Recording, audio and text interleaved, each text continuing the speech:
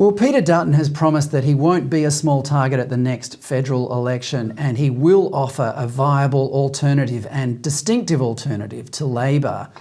Do you have much confidence? I know you're a former member of the Liberal Party and you're now from the UAP, but do you have much confidence in the Liberal Party being a viable fighter in the next federal election? Look, Peter Dutton's a good guy. I've got a lot of respect for Peter Dutton. I wish him all the best at trying to reform the Liberal Party and trying to put a bit of steel into their backbone, because that's what they need. But I just see there's just so many wishy-washy people in there, so much factional division, so much dysfunction at the state level.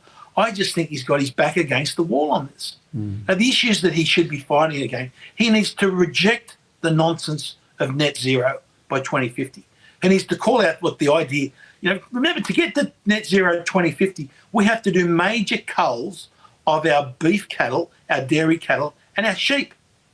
Now, he should be out there fighting for that every day.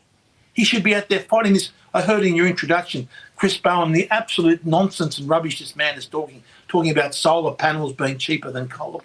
You're not comparing apples for apples.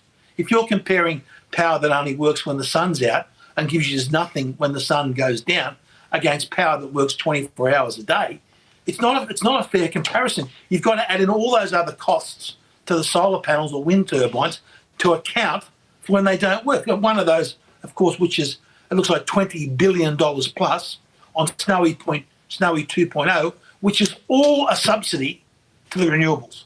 That's the only reason Snowy 2.0 is being built, as a subsidy to renewables to try and counteract the intermittency. So Peter's got to pick some of those issues, pick those traditional Liberal issues and fight for them like, tragically, they never fought for them when they were in government. Now, just getting back to the budget, you're probably aware of the class action lawsuit lodged by Queensland Dr Melissa McCann on behalf of the vaccine injured.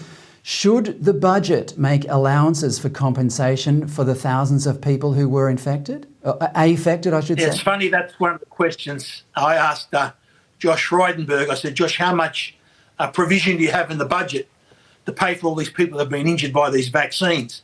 He sort of gave me this sort of blank stare sort of thing, as the answer was zero.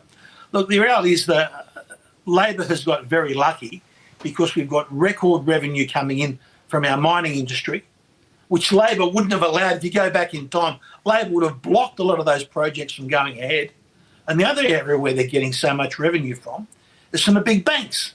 Now, the big banks all have this major boost to their profits because what they've been able to do, as the interest rates have risen, the banks have been able to, because of not the competition there should be in the market, they put the rates up to borrowers, but to depositors, they've been a lot slower at putting them up. So that's increased their margin, that's increased their profits.